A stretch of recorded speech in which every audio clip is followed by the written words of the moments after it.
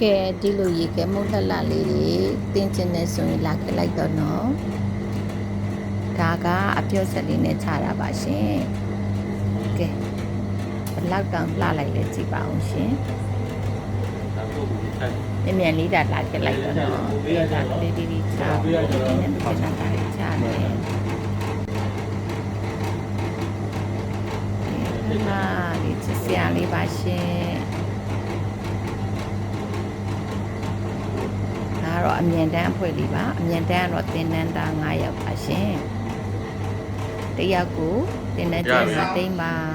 ကဲဒါတော့ရေခဲချောင်းရိုးရေခဲချောင်းလေးတွေပါလိမ္မော green soda မကြီးချောက်ကျော်ပင်ပွားလိုက်ပြီးနောက်စပြေး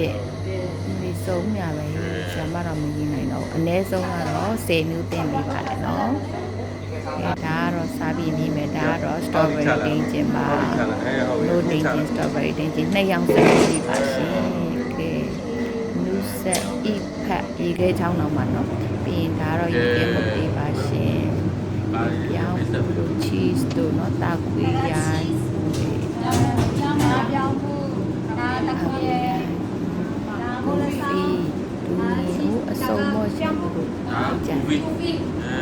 ဒါဘလူးလောက်တာကိုကိုလည်းလောက်တာနော်လောက်တင်တာတရက်ကိုအဲ့လိုမျိုးစားအများကြီးတင်ပါတယ် tropical chocolate တို့ ice cream ကနေတင်နေဆင်းသွားရင်အနည်းဆုံးတော့လောက်တာနော်အမျိုးပေါင်း50ကျော်လုံးနိုင်ပါမယ်နော်ကဲပြောစရာကြီးပါရှင်ဒါကတော့အမြန်တန်းအုပ်စုတွေပါအမြန်တန်းအုပ်စုတွေပါရှင်ရေကမို့လေးမြန်တန်းတစ်ထမ်းမှာ900ပဲထည့်ပေးပါတယ်ရှင်